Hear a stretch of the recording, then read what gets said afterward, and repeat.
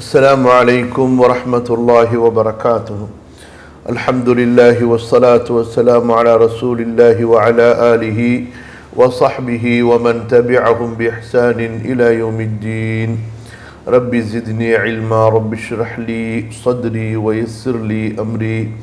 اللهم علمني ما ينفعني وانفعني بما علمتني وزدني علما. رب اغفر لي ولوالدي ولجميع المؤمنين والمؤمنات والمسلمين والمسلمات الأحياء منهم والأموات إنك مجيب الدعوات. அல்லாஹ் சுப்ஹானஹு வ தஆலா எனக்கும் உங்களுக்கும் இந்த வகுப்பிலே அருள் புரிய வேண்டும்.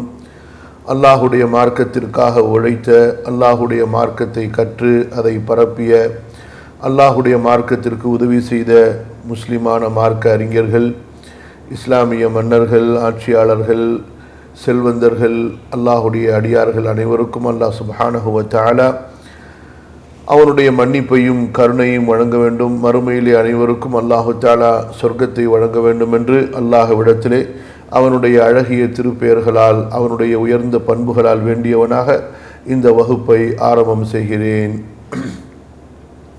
அல்ஹம்துலில்லாஹ். அல் குர்ஆனுடைய விரிவுரையின் தொடரிலே சூரத்துல் லுஹாவுடைய இரண்டாவது அமர்விலே நாம் இருக்கின்றோம். அல்ஹம்துலில்லாஹ். சென்ற அமர்விலே தப்சீர் தபரியிலிருந்தும், பிறகு இப்னு கசீரிலிருந்தும், பிறகு குர்துபியிலிருந்தும் பல செய்திகளை நாம் பார்த்தோம். அல்ஹம்துலில்லாஹ். ஓரளவுக்கு உங்களுடைய மனதிலும் ஞாபகத்தில் இருக்கும் என்பதாக ஆதரவு வைக்கிறேன். அல்ஹம்துலில்லாஹ். வல்லுஹா வல்லைலி இதா சஜா. அல்லாஹ் சுப்ஹானஹு வ தஆலா பகல் மீது சத்தியம் செய்கிறான் முதலாவதாக. இரண்டாவதாக வல்லைலி, இரவின் மீது சத்தியமாக. இதா சஜா, அந்த இரவு படர்ந்து விடும் பொழுது, இரவு அடர்த்தியாகி விடும் பொழுது, அல்லது இரவு சுக்கூன் இஸ்தகர்ர, அதாவது நல்ல அந்த இருள் ஆரம்பமாகி ஒரு நல்ல இருள் அது தரிபட்டு விடும் பொழுது. கவனிங்க, இப்போ தப்சீர்களில் இமாம்கள் என்ன சொல்கிறார்கள் என்பதை பார்ப்போம். வல்லைலி இதா சஜா, இரவின் மீது சத்தியமாக. இதா சஜா اختلف أهل التأويل في تأويله فقال بعضهم معناه والليل إذا أقبل بظلامه. இமாம் தபரி சொல்கிறார்கள், மார்க்க அறிஞர்கள், குர்ஆனுடைய விரிவுரையாளர்கள் இந்த வசனத்தினுடைய விளக்கத்திலே பல கருத்துக்களை கூறியிருக்கிறார்கள். அவர்களில் சிலர் கூறுகிறார்கள், இதா சஜா என்பதனுடைய பொருள் என்னவென்றால், அதாவது வல்லைல், இரவின் மீது சத்தியமாக. இதா அக்பல பி வலாமிஹி, அது தன்னுடைய இருளை கொண்டு முன்னோக்கி வரும் பொழுது, அதாவது இப்போ சூரியன் மறைந்ததற்கு பிறகு இரவு வர ஆரம்பிக்குது பாருங்க. சூரியன் மறைந்ததற்கு பிறகு அந்த இருள் சூழ ஆரம்பிக்கிறது, இருள் படர ஆரம்பிக்கிறது. கொஞ்சம் கொஞ்சமாக அந்த இருள் அதிகமாகி கொண்டே போகும். அப்போ அந்த முன் இரவின் மீது, இதா அக்பல பி வலாமிஹி, இரவு தன்னுடைய இருளை கொண்டு முன்னோக்கி வரும் பொழுது, அதாவது அந்த இரவனுடைய அந்த முதல் பகுதி, எதில் நம்ம மக்ரிப் இஷாலாம் தொழுவோம் அல்லவா, அதன் மீது என்ற அர்த்தம் வரும்.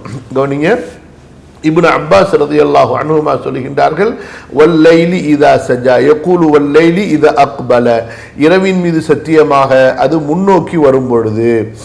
قال حسن بصري عن الحسن في قول الله تعالى والليل إذا سجى قال إذا لبس الناس أي إذا جاء, இரவு மக்களை போர்த்தி கொள்ளும் பொழுது, இரவு வந்து விடும் பொழுது. அப்ப சஜா என்று சொன்னா தஹப உடைய அர்த்தம். கவனிங்க, இரவு மக்களை போர்த்தி கொள்ளும் போது, இதா லபிசன் நாஸ் ஐ இதா ஜா, அதாவது அந்த இரவு வந்து விடும் பொழுது. வகால ஆகரூன் பல் மானா தாலிக இதா தஹப.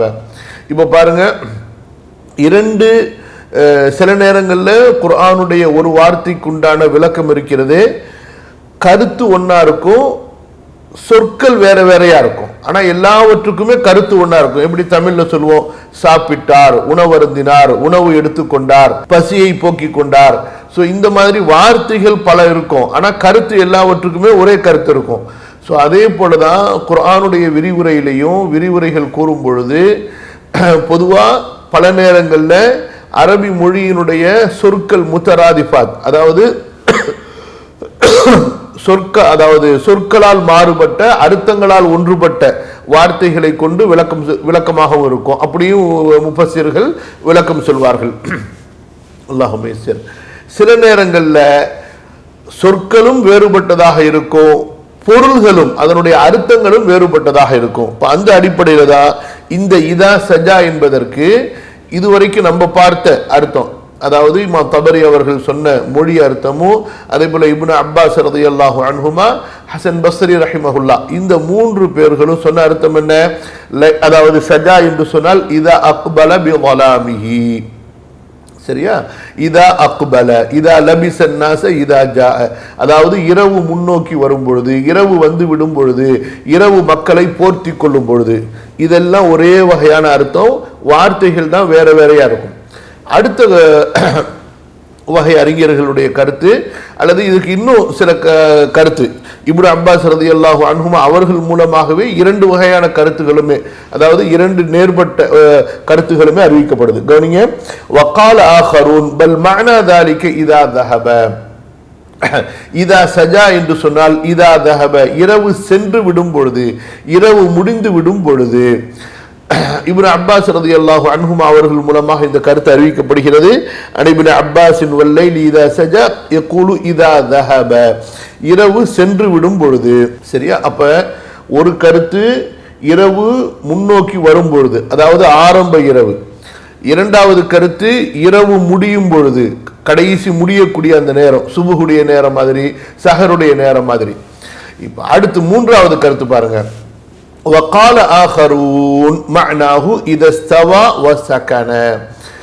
அறிஞர்களில் வேறு பலர் சொல்கிறார்கள், இந்த வல்லைலி இதா சஜா என்பதனுடைய பொருள் என்னவென்றால், இதஸ்தவா, மாதவிடாய் காலங்களில் குர்ஆன் ஓதலாமான்னு கேட்குறாங்க, தாராளமா ஓதலாம். وقال آخرون معناه إذا استوى وسكن. அறிஞர்களில் வேறு பலர் சொல்கிறார்கள், வல்லைலி இதா சஜா என்றால் இரவு உயர்ந்து விடும் பொழுது, இரவு அமைதியாகி விடும் பொழுது. அப்ப இது எந்த பகுதியை குறிக்கிறது? இரவுனுடைய நடுப்பகுதியை குறிக்கிறது. கவனிங்க, அன் முஜாஹிதின் ரஹிமஹுல்லா வல்லைலி இதா சஜா கால இதஸ்தவா, இரவு நன்கு உயர்ந்து விடும் பொழுது. அப்ப ஆரம்பிக்கிறது அப்புறம் முடிகிறது, ரெண்டுத்துக்கு நடுவுல இரவு அதனுடைய உச்சத்தில் இருக்கும் பொழுது. இதஸ்தவா, உயர்ந்து விடும் பொழுது, சமமாகி விடும் பொழுது, அதாவது இந்த பக்கம் பாதி அந்த பக்கம் பாதி, அந்த மாதிரி. அன் முஜாஹித், அதே கருத்து தான் முஜாஹித் ரஹ்மஹுல்லாவுடைய மற்றொரு அறிவிப்பின் மூலமாக அன் முஜாஹிதின் வல்லைலி இதா சஜா கால இதஸ்தவா. அன் கதாதத ரஹிமஹுல்லா வல்லைலி இதா சஜா ஐ சகன பில் ஹல்கி, இரவு படைப்புகளுக்கு மத்தியிலே அமைதியாக விடும் பொழுது. அப்ப இரவனுடைய அந்த நடு பகுதி இருக்கிறது, அதுதான் ரொம்ப அமைதியான பகுதி. அதாவது அதாவது அல்லாஹும்ம யஸ்ஸிர், அந்த இரவனுடைய முதல் பகுதியில வேலை செய்யறவங்க அல்லது வேலையிலிருந்து திரும்புறவங்க எல்லாருமே, அதே போல காலையில எந்திரிக்கிறவங்க எல்லாருமே அந்த நடு இரவுல ஓய்வெடுக்கக்கூடிய நடு பகுதியில ஆழ்ந்த ஒரு உறக்கத்துக்கு செல்லக்கூடிய ஒரு நேரமாக இருக்கிறது அல்லவா? ஸோ அந்த அடிப்படையில் வல்லைலி இதா சஜா ஐ சகன பில் ஹல்கி, இரவு படைப்புகளோடு அப்படியே அமைதியாகி விடும் பொழுது. கவனிங்க, கால சமிஅத்து ல்லஹாக் யகூலு ஃபீ கௌலிஹி வல்லைலி இதா சஜா யஅனி இஸ்திக்ராரஹு வ சுகூனஹு. அல்லாஹு தஆலா இதா சஜா என்று சொல்வதன் மூலமாக அந்த இரவு உறுதி, இஸ்திக்ரார் என்று சொன்னா ஒரு ஸ்டெடினஸுக்கு விடும் பொழுது, அதே போல சுக்கூன் அமைதியாக விடும் பொழுது, இரவு அதனுடைய ஸ்திரத்தன்மையை எட்டும் பொழுது, அதனுடைய அமைதியை அந்த இரவு எட்டும் பொழுது. கவனிங்க, வல்லைலி இதா சஜா யஅனி இஸ்திக்ராரஹு வ சுகூனஹு. அப்ப இதுவும் அந்த இரவனுடைய நடுப்பகுதியை குறிக்கிறது. கவனிங்க, இப்னு ஸைத் قال ابن زيد رحمه الله والليل اذا سجى قال اذا سكن, இரவு அதாவது இரவு அமைதியாகி விடும் பொழுது, قال ذلك سجوه, அந்த இரவு அமைதியாகுவதை தான் சஜா என்று சொல்லப்படும். கமா யகூனு சுக்கூனுல் பஹ்ரி சுஜூஹு, அதாவது கடல் அலைகள் இல்லாம அப்படியே அமைதியாக இருக்கும் பொழுது சஜல் பஹ்ரு என்று சொல்வாங்க. ஸோ அந்த அடிப்படையில் வல்லைலி இதா சஜா என்று சொன்னா இரவு சுக்கூன் ஆறாவாரங்கள்லாம் முடிந்து மக்களுடைய நடமாட்டங்கள்லாம் முடிஞ்சு இரவுல கதை பேசுறவங்க மற்ற அந்த காலத்துல அப்படித்தானே ராத்திரில கதை பேசிட்டு இருப்பாங்க முன் இரவுல நல்ல அந்த இரவு சூழ்ற வரைக்கும். அதுக்கப்புறமா அவங்கவுங்க தூங்க போவாங்க, ஒவ்வொருத்தங்க ஒவ்வொரு மாதிரி. சரியா? அப்ப அந்த இரவு அமைதியாகி விடும் பொழுது இப்படி 3 விதமான கருத்துக்களை அறிஞர்கள் இங்கே தருகிறார்கள் என்பதை இமாம் தபரி ரஹிமஹுல்லாஹ் அவர்கள் கூறிவிட்டு சொல்கிறார்கள். வ அவுலா ஹாதிஹில் அக்வாலி பிஸ்ஸவாபி இன்தி في ذلك قول من قال معناه والليل إذا سكن بأهله وثبت بظلامه كما يقال بحر ساج إذا كان ساكنا ومنه قول أعشى بني ثعلبة. கவனிங்க, இப்ப 3 விதமான கருத்துக்களை இமாம் தபரி ரஹிமஹுல்லா அவர்கள் பதிவு செய்தார்கள். ஒன்று, இதா அக்பல லைலு பிظலாமிஹி இதா ஜாஅ வஸஜா வலபிஸ الناس. இரண்டாவது கருத்து இதா அத்பர இதா ذهب. கடைசி கருத்து இரண்டாவது கடைசி பகுதி. மூன்றாவது கருத்து இரவனுடைய நடுப்பகுதி, இரவு அப்படியே அமைதியாகி விடும் பொழுது, ஆறாவாரங்கள்லாம் இல்லாம முற்றிலுமாக நிசப்தமாக ஆகிவிடும் பொழுது. இந்த 3 கருத்துல இமாம் அவர்கள் இறுதியாக சொன்ன இந்த 3வது கருத்தை சிறந்த கருத்து என்று சொல்கிறார்கள். ஏன் என்று சொன்னால் அரபி மொழியின்படி இந்த இடத்துல சஜா என்பதற்கு இரவு அமைதியாகி விடும் பொழுது, இரவு அமைதியாகி உறுதியாகி விடும் பொழுது என்ற அர்த்தம் தான் அரபி மொழியில மிகவும் பொருத்தமான அர்த்தம். ஐயாமுல் ஜாஹிலியாவுடைய கவிதைகள்லையும் அந்த அர்த்தத்தின் அடிப்படையில் தான் பயன்படுத்தப்பட்டிருக்கிறது. கவனிங்க, சொல்கிறார்கள் இந்த கூற்றுகளிலேயே அவுலல் அக்வால் வ அவுலா ஹாதிஹில் அக்வால் பிஸ்ஸவாபி இன்தி ஃபி ذلك قول من قال معناه والليل إذا سكن بأهله وثبت بظلامه كما يقال بحر ساج إذا كان ساكنا. இரவின் மீது சத்தியமாக அந்த இரவு மக்களில் அமைதியாகி விடும் பொழுது, நிசப்தமாகி விடும் பொழுது, வஸபத பிظலாமிஹி அதனுடைய இருளை கொண்டு அது உறுதியாகி விடும் பொழுது, தரிபட்டு விடும் பொழுது, அப்ப இரவு அதனுடைய அந்த உச்ச நிலைக்கு வந்து அப்படியே காம் சொல்றோமா இல்லையா, ரொம்ப அமைதியா இருக்கு, அந்த ஒரு நிலைக்கு வந்து விடும் பொழுது. சரி, அப்ப வல் துஹா வல் லைலி இதா சஜா முற்பகல், அதாவது பகல் மீது சத்தியமாக, இன்னும் இரவு அது அமைதியாகி விடும் பொழுது அந்த இரவின் மீது சத்தியமாக. இப்னு கசீர் ரஹ்மத்துல்லாஹி அலைஹி அவர்களோ இமாம் தபரி ரஹ்மத்துல்லாஹி அலைஹி அவர்கள் தேர்ந்தெடுத்த அந்த கருத்தை தான் நேரடியா ஒரே பொருளாக அவங்க சொல்லி முடிச்சிடறாங்க. எப்படி பாருங்க, வல்லைலி இதா சஜா ஐ சகன ஃபஅظلم வதல்ஹம அதாவது இரவு முற்றிலுமாக கருமையாகி விடும் பொழுது, இரவு அமைதியாகி விடும் பொழுது, முற்றிலும் இருள் சூழ்ந்து விடும்போது, அது எப்ப நடக்கும்? இரவனுடைய நடுப்பகுதியில தான் நடக்கும். இந்த கருத்தை காலஹு முஜாஹிதுன் வ கதாதா வ ضحاك வ இப்னு ஸைத் ஆகிய அறிஞர்கள் கூறுவதாக இமாம் இப்னு கஸீர் ரஹிமஹுல்லாஹ் கூறுகிறார்கள். சரி, அல்லாஹ் சுப்ஹானஹு வ தஆலா வல்துஹா வல்லைலி இதா சஜா என்று சத்தியம் செய்கிறானே, இதனுடைய விளக்கம் என்ன?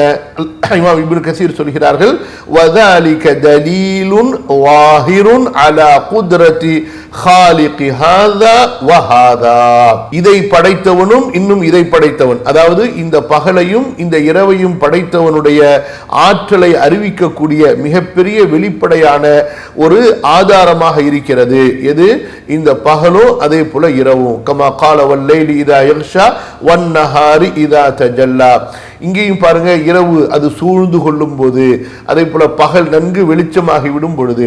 அப்ப இந்த சூறால எப்படி இரவின் மீது பகலின் மீது சத்தியம் செய்து அல்லாஹுடைய வல்லமை அங்கே உணர்த்தப்பட்டிருக்கிறதோ, அதே போலதான் வல்துஹா வல்லைலி இதா சஜா என்ற இந்த 2 வசனங்களிலும் பகலின் மீது சத்தியம் செய்யப்பட்டு, அது போன்று இரவின் மீது சத்தியம் செய்யப்பட்டு, பகலையும் இரவையும் படைத்த அல்லாஹுடைய வல்லமையை இங்கே எடுத்து சொல்லப்படுகிறது. அதே போல சூரா அன்ஆம்ல 96வது வசனத்திலே அல்லாஹ் தஆலா கூறுகிறான், ஃபாலிகுல் இஸ்பாஹ் وجعل الليل سكنا والشمس والقمر حسبانا ذلك تقدير العزيز العليم. فالق الإصباح காலையை வெடித்து அல்லாஹு தஆலா கொண்டு வருகிறான். அதாவது பிளந்து ஒரு விதை இருக்கு பாருங்க, நம்ம ஒரு பழம் சாப்பிட்றோம், அந்த பழத்துக்குள்ளார ஒரு கொட்டை இருக்கும், அந்த கொட்டைக்குள்ளார விதை இருக்கும். இப்போ நீங்கள் அந்த கொட்டையை பக்குவப்படுத்தி அதை பூமியில் நீங்கள் விதைத்தீர்கள் என்று சொன்னால் அந்த கொட்டையை உடைத்து கொண்டு அதிலிருந்து அதுக்குள்ளார இருக்கக்கூடிய அந்த விதை, புரியுதா, அந்த தானியம், அதிலிருந்து அந்த செடி முளைத்து அதுக்கப்புறமா அந்த பூமியை பிளந்து கொண்டு மேலே வரும். அல்லாஹ் சுப்ஹானஹு வ தஆலா இந்த இடத்துல அதாவது இரவிலிருந்து பகலை அல்லாஹு தஆலா வெளியாக்குவதை இப்படி ஒரு உவமையோடு சொல்கிறான். ஃபாலிகுல் இஸ்பாஹ், ஃபலகன் சொன்னா அந்த கொட்டையை உடைத்து அதிலிருந்து விதையை எடுப்பது. அல்லாஹு தஆலா அதிகாலையை இரவிலிருந்து உடைத்து வெளியே கொண்டு வருகிறான். ஃபாலிகுல் இஸ்பாஹ் வஜஅல அல்லைல சகனா, இரவை அல்லாஹு தஆலா ஒரு நிசப்தமாக ஒரு அமைதியாக ஆக்கினான். வஷ்ஷம்ஸ, சூரியனை, வல் கமர, சந்திரனை, ஹுஸ்பானன், மக்கள் மாதங்களை, நாட்களை, நேரங்களை கணக்கிட்டுக் கொள்வதற்கான கணக்காக அல்லாஹு தஆலா ஆக்கினான். ஒரு சாதனமாக அல்லாஹு தஆலா ஆக்கினான். சூரியனை கொண்டு சந்திரனை கொண்டு மக்கள் நேரங்களையும் கணக்கிட்டுக் கொள்கிறார்கள், மாதங்களை கணக்கிட்டுக் கொள்கிறார்கள், நாட்களை கணக்கிட்டுக் கொள்கிறார்கள். நாட்களை கணக்கிடுவதன் மூலமாக மாதங்களை கணக்கிட்டுக் கொள்கிறார்கள், மாதங்களை கணக்கிடுவதன் மூலமாக ஆண்டுகளை அவர்கள் கணக்கிட்டுக் கொள்கிறார்கள்.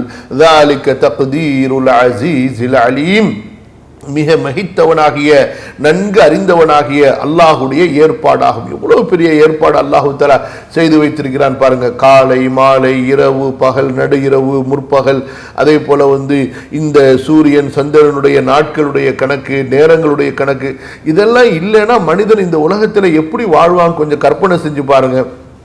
அல்லாஹு அக்பர். எல்லாம் அல்லாஹு தஆலாவுடைய திட்டம். ذَلِكَ تَقْدِيرُ الْعَزِيزِ الْعَلِيمِ, அல்லாஹு தஆலா நன்கு அறிந்தவன், அதே போல மிகைத்தவன். அவனுடைய படைப்புகள்ல அவனுடைய சிஸ்டத்தை யாரும் மாற்ற முடியாது. இப்போ ஒரு ஊருக்காரங்க அல்லது ஒரு நாட்டுக்காரங்க விரும்புறாங்க, எங்க நாட்டுக்கு நாங்க ஸ்கூல் ஹாலிடே கொடுத்துட்டோம், அதனால இரவே வேணாம், எல்லாம் பகல்ல ஜாலியா அங்க சுத்த போனோம், அதனால இரவே வேணாம், இரவை தடுத்துருவோம், யாராவது முடியுமா? அல்லது பகல் வேணாம், எல்லாம் இரவா இருக்கட்டும், எல்லாம் ரெஸ்டா இருக்கட்டும், எல்லாரும் தூங்கட்டும், 3 நாள் லீவ் விட்டாங்க, அதனால எல்லாரும் தூங்கணும், தூங்கிக்கிட்டே இருக்கட்டும், வீட்டில் இருக்கட்டும், அதனால பகலே வேணாம், எல்லாம் இரவா இருக்கட்டும், முடியுமா யாராலையாவது?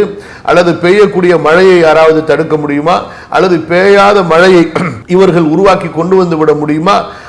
வீசக்கூடிய காற்றையும் தடுக்க முடியாது, பெய்யக்கூடிய மழையையும் தடுக்க முடியாது.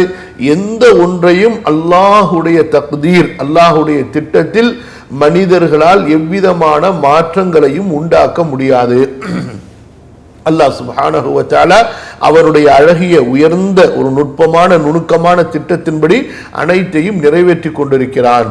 சரி, வல்துஹா வல்லைலி இதா சஜா, இமாம் குர்துபி ரஹ்மத்துல்லாஹி அலைஹி அவர்களையும் நாம் பார்ப்போமேயானால், அதாவது இறுதியா இமாம் தபரி ரஹிமஹுல்லா அவர்கள் என்ன ஒரு பொருள், உயர்ந்த ஒரு சிறந்த ஒரு பொருத்தமான பொருளாக இருக்கும் என்று சொன்னார்களோ அந்த அர்த்தத்தை தான் இமாம் தபரி இமாம் குர்துபி அவர்களும் உறுதி செய்றாங்க. எப்படி பாருங்க, وسجا معناه سكن قاله قتادة ومجاهد وابن زيد وإكرمة. சஜா என்பதற்கு என்ன அர்த்தம்? சக்கன, இரவு முற்றிலும் நிசப்தமாக ஆகிவிடும் பொழுது, சுக்கூன் ஆகிவிடும் பொழுது.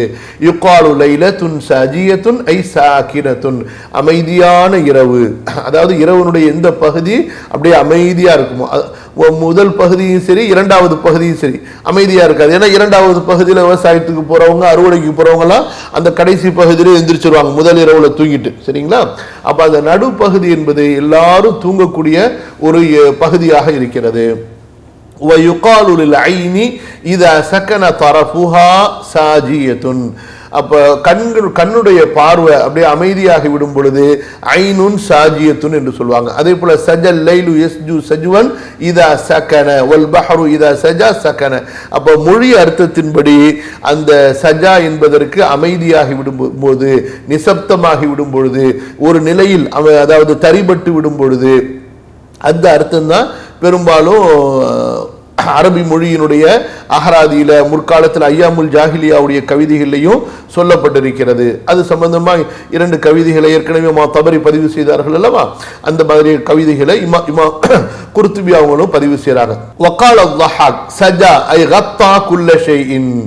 சஜா என்பதற்கு இமாம் வஹாக் அவங்க இந்த மொழியிலிருந்து சொல்லக்கூடிய அர்த்தம் இரவு அனைத்தையும் போர்த்தி கொள்ளும் போது சஜா ஐ கத்தா குல்ல ஷைஇன் கால் அஸ்மஇ. இவங்க அரபி மொழியினுடைய அகராதியினுடைய மிகப்பெரிய ஒரு அறிஞர் அல் அஸ்மஇ என்பவர்கள்.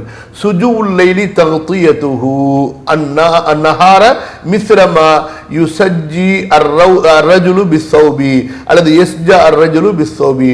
இரவு பகலை முற்றிலுமாக போர்த்தி கொள்வதற்கு சஜா அல் லைலு என்று சொல்லப்படும். எப்படி ஒரு மனிதன் ஆடையை கொண்டு தன்னை முழுமையாக போர்த்தி கொண்டால் சஜா என்ற வார்த்தை பயன்படுத்தப்படுகிறதோ அதே போல வகால் அல் ஹசன் கஷிய பி குலாமிஹி. ஹசன் பஸ்ரி அவங்க மூலமா இன்னொரு அறிவிப்பும் வருகிறது, இரவு அது மூடிக்கொள்ளும் பொழுது. வகாலஹு இப்னு அப்பாஸின் வஅன்ஹு இதா தஹப. அப்ப இமாம் குர்துபி அவங்களுடைய அந்த கருத்தின்படி பார்க்கும் பொழுது இப்னு அப்பாஸ் ரலியல்லாஹு அன்ஹுமா அவர்கள் மூலமாக இந்த மூன்றாவது கருத்தும் அறிவிக்கப்படுவதாக நம்ம தெரிந்து கொள்கிறோம். இப்னு அப்பாஸ் ரலியல்லாஹு அன்ஹுமா அவர்கள் மூலமாக ஏற்கனவே 2 கருத்தை தபரியில பார்த்துட்டோம். அதாவது இதா அக்பல் அல் லைலு, அதே போல இதா தஹப, அந்த கருத்தையும் இமாம் குர்துபி பதிவு செய்றாங்க. இப்ப மேல் அதிகமா என்ன இருக்கீங்க பாருங்க, வல்துஹா வல்லைலி இதா சஜா يعني عباده الذين يعبدونه في وقت الضحى وعباده الذين يعبدونه بالليل إذا أظلم. الله سبحانه وتعالى வல்லுஹா என்று முற்பகலின் மீது சத்தியம் செய்வதன் மூலமாகவோ அதே போல இரவின் மீது சத்தியம் செய்வதன் மூலமாகவும் அந்த இரவு நிசப்தமாகிவிடும் பொழுது இந்த இடத்துல அல்லாஹு தஆலாவை அந்த துஹாவுடைய நேரத்திலே வணங்கக்கூடிய நல்லடியார்களை அல்லாஹு தஆலா நினைவு கூறுகிறான். அதே போன்று அந்த நடு இரவிலே எழுந்து அல்லாஹுடைய வணக்க வழிபாடுகளை ஆரம்பிக்கிறார்கள் அல்லவா, அந்த வணக்கசாலிகளை அல்லாஹு தஆலா இந்த இடத்திலே நினைவு கூறுகிறான். அவர்கள் தொழக்கூடிய நின்று வணங்கக்கூடிய அந்த நேரத்தின் மீது அல்லாஹு தஆலா சத்தியம் செய்கிறான். அப்போ பொதுவா ஒரு நேரத்தின் மீது அல்லாஹ் ஏன் சத்தியம் செய்யணும் என்ற கேள்விக்கு தான் இங்கே இமாம் குர்துபி போன்றவர்கள் பதில் சொல்றாங்க. அதாவது எந்த நேரத்தில் அல்லாஹு தஆலாவுடைய வணக்க வழிபாடுகள் செய்யப்படுகிறதோ அந்த நேரமானது மற்ற நேரங்களை விட அல்லாஹ்விடத்திலே மிகவும் சிறப்பான, அல்லாஹ்வுக்கு ரொம்ப உகப்பான நேரமாகும். பாருங்க, மலக்குகள் இறங்குறாங்க, விசேஷமான மலக்குகள். எப்ப இறங்குறாங்க? சுபுகுடைய நேரத்தில் இறங்குறாங்க, அசருடைய நேரத்தில் இறங்குறாங்க. அசருடைய நேரத்தில் இறங்கியவர்கள் சுபுகுடைய நேரத்தில் திரும்ப அவங்க வானத்துக்கு போறாங்க. சுபுகுடைய நேரத்தில் இறங்கியவர்கள் அசருடைய நேரத்தில் அவர்கள் வானத்துக்கு போயிடுறாங்க. அதே போல அல்லாஹ் சுப்ஹானஹு வ தஆலா வல் அஸ்ர் என்று சத்தியம் செய்கிறது, வல் ஃபஜ்ர் என்று சத்தியம் செய்கிறது. இதெல்லாம் அந்த நேரத்தினுடைய ஒரு விசேஷமான இபாதத் இருக்கின்ற காரணத்தினால அந்த நேரத்திற்குரிய ஒரு சிறப்பின் மீது அல்லாஹ் சுப்ஹானஹு வ தஆலா சத்தியம் செய்கிறான். அந்த நேரத்தில் அல்லாஹுவை பேணுதலாக ஒரு உள்ளச்சத்தோடு அந்த நேரத்தில் ஈடுபாடாக அல்லாஹுவை வணங்குவது அல்லாஹுக்கு ரொம்ப ஒரு பிரியமான காரியம். இப்ப 5 நேர தொழுகையை அல்லாஹு தஆலா தேர்ந்தெடுத்து அதற்கு 5 நேரங்கள் அல்லாஹு தஆலா முடிவு செய்தான் என்றால் மற்ற நேரங்களை விட அந்த 5 நேரங்களில் இபாதத்து செய்யப்படுவது அல்லாஹ்விற்கு ரொம்பவும் அதாவது தொழுகையை கொண்டு இபாதத்து செய்யப்படுவது. மற்ற வணக்க வழிபாடுகள் எப்போதுமே நம்ம செய்யலாம், குர்ஆன் ஓதுறது, திக்ர் செய்யறது, சதகாக்கள் கொடுக்கிறது, அதுக்கு எந்த கால அவகாசத்தையும் எந்த கால குறிப்பிட்ட காலத்தையும் அல்லாஹு தஆலா நிர்ணயிக்கல. நம்ம கவனிக்கிறீங்களா எல்லாரும்? அதாவது நம்ம நன்றி செலுத்தணும், அல்லாஹ்வுக்கு ரொம்ப நன்றி செலுத்தணும். கல்வியை உயிர்ப்பிக்கிறதுக்கு பாருங்க, கல்வியை உயிர்ப்பிக்கிறது, இதுதான் தீனை உயிர்ப்பித்தல், இஹ்யாவுத்தீன். தீனுக்கு உயிர் கொடுத்தல் என்றால் என்ன? இந்த தீனுடைய இல்மை கற்பது, பரப்புவது. அதாவது இந்த கிதாபுகள் எல்லாம் இன்று மார்க்க அறிஞர்களாலேயே படிக்கப்படாமல் விடுபட்ட புத்தகங்களாக ஆகிவிட்டன. நம்ம வாழக்கூடிய அந்த ஒரு சூழ்நிலையில் அரபு ஆலிம்களை பற்றி பேசலை நான். அவர்கள் அல்ஹம்துலில்லாஹ் பல வகையில் மார்க்கங்களை பரப்பி கொண்டு கற்றுக் கொடுத்து கொண்டு புதிய புதிய நூல்களை ஆய்வு செய்து புதிய புதிய நூல்களை எழுதி கொண்டிருக்கிறாங்க. நம்ம தமிழ் பேசக்கூடிய அந்த ஒரு சூழ்நிலை மக்களை பற்றி நான் சொல்கிறேன். மார்க்க அறிஞர்களாலேயே இந்த கிதாபுகள் எல்லாம் எடுத்து வாசிக்க முடியாத அளவுக்கு மதரசாக்களுடைய கல்வித்தரங்கள் ஆகிவிட்டன. புரியுதா? அவர்களே தங்கள் படிக்கும் பொழுது கூட இந்த மாதிரி தப்சீர்களை எடுத்து படிப்பதற்குண்டான வாய்ப்புகளை இழந்து அதுக்கப்புறமா ஒருத்தங்க ஒரு லைனில் போனதுக்கு பிறகு பொருளாதார நெருக்கடிகள் அதே போல் அவங்களுடைய மற்ற வேலை பளுக்களில் இந்த மாதிரி இருக்கும் பொழுது அல்லாஹ் சுப்ஹானஹு வ தஆலா நமக்கு ஒரு வாய்ப்பை கொடுத்து நம்முடைய முன்னோர்கள் இப்போ நம்ம இப்னு அப்பாஸ் சொல்கிறார்கள் என்றால் நமக்கு எப்படி மனசில் ஃபீலிங் வரணும்னா ரலியல்லாஹு அன்ஹு இப்னு அப்பாஸுக்கு முன்னாடி நம்ம உட்காந்து அவங்க சொல்றதை நம்ம கேட்குற மாதிரி. அதே போல் இப்னு அப்பாஸுடைய மாணவர்கள் இக்ரிமா முஜாஹித் கத்தாதா சொன்னார்னு சொன்னால் சுப்ஹானல்லாஹ், அந்த மாணவர்களை நம்ம பார்க்கவில்லை என்றாலும் அவர்களுடைய காலத்திலே நாம் வாழவில்லை என்றாலும் அவங்களுடைய கருத்தை இமாம் தபரி எடுத்து சொல்றாங்க. இமாம் தபரியுடைய காலத்தில் நம்ம இல்லை, இவ்வளவு பெரிய இமாம் அவங்க சுப்ஹானல்லாஹ். அதாவது கல்வி கடலை அப்படியே கரைத்து குடித்து மனப்பாடம் செய்தவர்கள். இன்றைக்கு நாமெல்லாம் எப்படி ஒரு புத்தகம் இல்லை என்றால் நம்மளால் ஒரு பாடம் நடத்த முடியாது, ஒரு பேச்சு பேச முடியாது. அவங்க எப்படின்னு சொன்னால் புத்தகங்கள் எல்லாமே அவங்களுடைய நெஞ்சுக்குள்ளார இருந்துச்சு. அந்த புத்தகங்கள் எழுதி வைத்திருந்தது ஒரு துணைக்கு தானே தவிர எல்லா புத்தகங்களும் கல்விகள் எல்லாம் அப்படியே கடலை மனப்பாடம். அதே போல தான் இமாம் இப்னு கசீரா இருக்கட்டும், அதே போல் இமாம் குர்துபியா இருக்கட்டும், இவங்கெல்லாம் எவ்வளவு பெரிய பெரிய வால்யூம்களை அதாவது பாகங்களை கொண்ட இஸ்லாமிய நூல்களை எழுதியிருக்கிறாங்க. இன்றைக்கு அந்த நூல்களை எல்லாம் நம்ம படிக்கிறதுக்கு கூட நேரம் இல்லாமல் இவ்வளவு வசதியான துனியாவில் இருந்து கொண்டு மார்க்கத்துக்கு ரொம்ப குறைவான நேரம் கொடுக்குறோம். அவர்களோ எல்லா வகையிலையுமே அவங்களுக்கு நெருக்கடி. ஒரு கல்வியை போய் தேடுறதாக இருந்தால் பல மைல்கள் அவங்க நடந்து போகணும், அல்லது கழுதையில் போகணும், அல்லது குதிரையில் போகணும். அதே போல் அவங்களுடைய ஒவ்வொரு சுய தேவைகளையும் சிரமத்தோடு அவர்கள் நிறைவேற்றணும், அப்பதான் அது நிறைவேறும். அப்படி இருந்தும் இந்த கல்விக்காக வேண்டி இவ்வளவு நேரங்களை கொடுத்து இந்த கல்வியை பாதுகாத்து வைத்து விட்டு சென்றார்கள். நாமும் அல்லாஹு தஆலா துன்யாவை நமக்கு எல்லாமே அப்படி ஒரு சொடக்கில் அல்லாஹு தஆலா துன்யாவை வைத்திருக்கிறான். உணவு வேண்டுமா, துணி துவைக்கணுமா, துணி காயணுமா, நம்ம ஒரு இடத்துக்கு போகணுமா, எல்லாமே அல்லாஹ் சுப்ஹானஹு வ தஆலா நமக்கு இவ்வளவு எளிதாக்கி நமக்கு அல்லாஹு தஆலா சுகமாக்கி கொடுத்ததுக்கு பிறகு கூட மார்க்கத்துக்கு இல்முக்கு நம்ம ரொம்ப குறைவா நேரம் செலுத்துகிறோம் என்று சொன்னால் அல்லாஹ் நம்மை பாதுகாக்கணும். எவ்வளவு பெரிய ஒரு துர்பாக்கியவான்களாக அல்லது மார்க்கத்துடைய இந்த உறவுல எவ்வளவு ஒரு பலவீனமானவர்களாக இருக்கிறோம். அல்லாஹ் நம்மை மன்னிப்பானாக. இந்த துர்பாக்கியத்திலிருந்து கெட்ட நசீபிலிருந்து அல்லாஹ் நம்மை பாதுகாத்து அல்லாஹுடைய தீனுக்காகவே வாழக்கூடிய நற்பாக்கியத்தை, அல்லாஹுடைய தீனுக்காகவே மரணிக்கக்கூடிய நற்பாக்கியத்தை அல்லாஹ் தந்தருள்வானாக. ஆமீன். ஆக இந்த கல்விகளை எல்லாம் இன்று நம்ம எடுத்து படிக்கிறோம். அந்த இமாம்களுடைய பேர்களை சொல்றோம் பாருங்க, இது எவ்வளவு பெரிய பாக்கியம். சுப்ஹானல்லாஹ், இந்த பேர்களை வரலாற்றில் இருக்கிறத கூட எவ்வளவு பேர் தெரியாம இருப்பாங்க. இவங்கெல்லாம் இந்த குர்ஆனை பாதுகாத்தவர்கள், குர்ஆனுடைய இல்மை பாதுகாத்தவர்கள். அந்த இமாம்களுடைய பேரை சொல்றதுக்கு நம்மை போன்ற பாவிகளுடைய இந்த நாவுக்கு அல்லாஹ் தஆலா ஒரு பாக்கியம் கொடுத்திருக்கானே, அதை நினைச்சு பார்க்கணும். சுப்ஹானல்லாஹ், சரியா? கவனிங்க. அதனால எதுக்கு நான் இதை சொல்றேன்னு சொன்னா, அல்லாஹு தஆலா இந்த வகுப்புல நம்மை உட்கார வைத்ததுக்கு அல்லாஹ்வுக்கு நன்றி உள்ளவர்களா இருக்கணும்.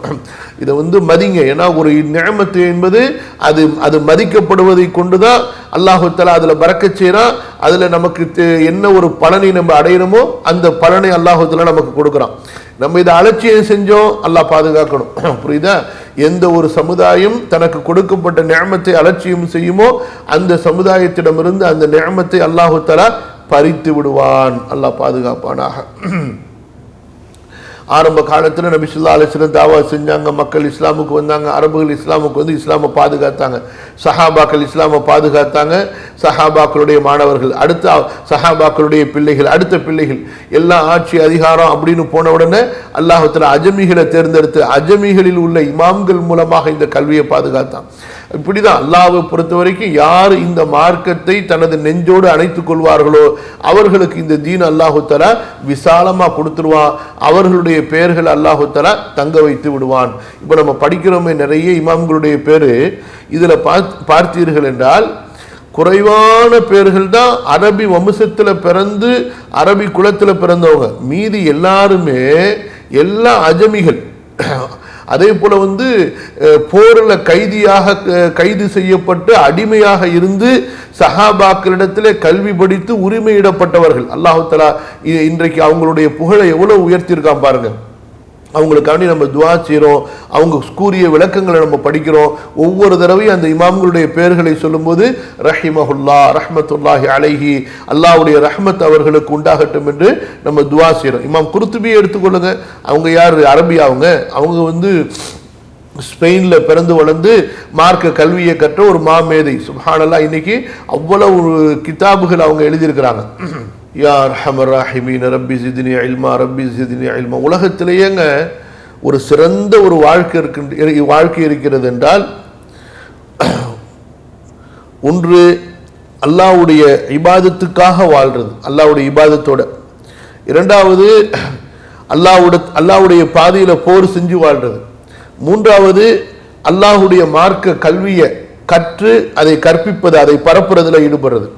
நான்காவது அல்லாஹ்வுடைய அடியார்களுக்கு ஹித்மத், பணிவிட செய்கிறது. அல்லாஹ்வுடைய அடியார்களுக்கு சமூக சேவைகளில் தன்னை முழுமையாக அர்ப்பணிக்கிறது.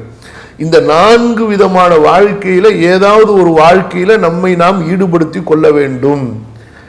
இப்படி இல்லாம யாரு தன்னுடைய வாழ்க்கையை தன்னுடைய ஒரு அற்ப சுகத்துக்காக, தன்னுடைய ஒரு அற்பமான ஒரு ஆசைகளை, தேவைகளை நிறைவேற்றிக் கொள்வதற்காகவே அவர்களுடைய இரவும் பகலும் கழியுதோ, அவர்களை மாதிரி இந்த துன்யாவை நாசமாக்கினவங்க, வீணாக்கினவங்க யாருமே இருக்க மாட்டாங்க. அல்லாஹ் பாதுகாக்கணும்.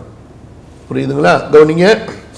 அல்லாஹும்ம யஸ்ஸிர் ரப்பி ஸித்னி இல்மா யா அர்ஹமர் ராஹிமீன். சரி, ஆக இமாம் குர்துபி அவர்கள் இந்த இடத்துல சொல்கிறார்கள், அல்லாஹு தஆலா துஹாவின் மீதும் லைலின் மீதும் சத்தியம் செய்கின்றானே, அந்த நேரத்தில் அவனுடைய விசேஷமான அடியார்கள் அல்லாஹுவை வணங்குகிறார்கள் என்று அல்லாஹு தஆலா அங்கே உணர்த்த விரும்புகிறான்.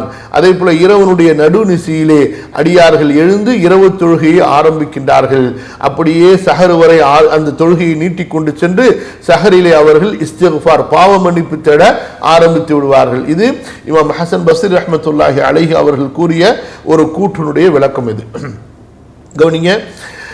ويقال الضحى يعني نور الجنة، يعني نور الجنة إذا تنور، والليل إذا سجى يعني ظلمة الليل إذا أظلم. இந்த இடத்துல துஹா என்பது சொர்க்கத்தினுடைய ஒளி என்பதாகவும் எடுத்துக்கொள்ளலாம். சொர்க்கத்தினுடைய ஒளியின் மீது சத்தியமாக. والليل إذا سجى يعني ظلمة الليل إذا أظلم, இரவனுடைய இருள் மீது சத்தியமாக, அந்த இரவு நன்கு இருள் சூழ்ந்து கொள்ளும் பொழுது. ويقال والضحى يعني النور الذي في قلوب العارفين كهيئة النهار. வெளிச்சம், துஹா வெளிச்சம், பகல் என்று சொல்லும் பொழுது அல்லாஹ் சுப்ஹானஹு வ தஆலா அவனை அறிந்த, அல்லாஹ்வுடைய ஞானத்தை, அல்லாஹ்வுடைய மாரிஃபத்தை உடைய உள்ளங்களில் இருக்கக்கூடிய ஒளியின் மீது அல்லாஹ் சத்தியம் செய்வதாகவும் எடுத்துக்கொள்ளலாம்.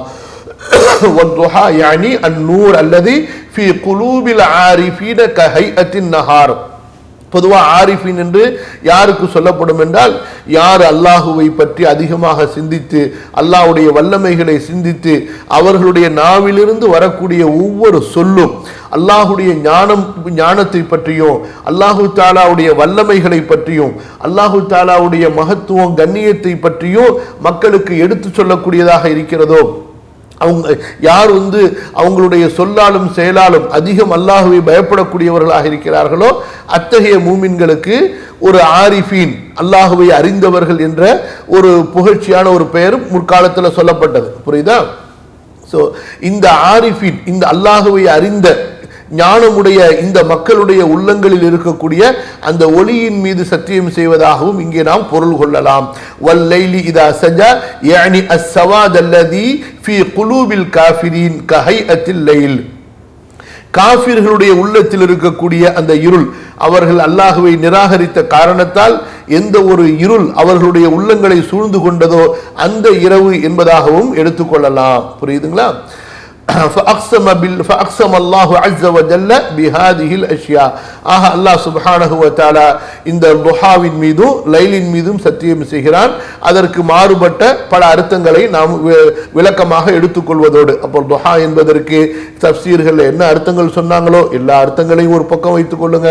அதே போல லைல் என்பதற்கு என்ன கருத்துக்களை சொன்னார்களோ அந்த கருத்துக்களையும் வைத்துக் கொள்ளுங்க. ஆக இந்த எல்லா கருத்துகளின் அடிப்படையிலையும் அல்லாஹ் சுப்ஹானஹு வ தஆலா துஹாவின் மீது சத்தியம் செய்ததாகவும் அதே போல லைல் மீது சத்தியம் செய்ததாகவும் நாம் எடுத்துக்கொள்ளலாம். கவனிங்க. யா அர்ஹமர் ராஹிமீன். ரப்பி ஜித்னி இல்மா. சரிம்மா, போதும். திரும்ப ஒரு தடவை நம்ம பார்ப்போம். வல்துஹா, பகல் மீது சத்தியமாக அல்லது முற்பகல் மீது சத்தியமாக, வல்லைல், இரவின் மீது சத்தியமாக, இதா சஜா, அது அமைதியாகி விடும் பொழுது, அது முற்றிலும் சூழ்ந்து கொள்ளும் பொழுது. இன்ஷா அல்லாஹ் 3வது வசனத்தை நாளைக்கு படிப்போம் இன்ஷா அல்லாஹ். ஆமாம்மா, நேற்று நான் சொன்னேன்மா, இந்த சூரால் முதஸ்ஸிர் இறக்கப்பட்ட அந்த நேரத்தில் தான் முதஸ்ஸிர் அநேகமாக நீங்கள் பார்த்தீங்கன்னு சொன்னால் முதஸ்ஸிருக்கு அடுத்ததாக இருக்கும். இது உங்களுக்கு ஒரு லிங்க், ஒரு நிமிஷம் இருங்க, நான் இதை முடிச்சுட்டு நான் அதுக்கு வரேன். சரிம்மா, அந்த சஹீஹுல் புகாரியுடைய ஹதீஸில் எப்படி வருதுன்னா,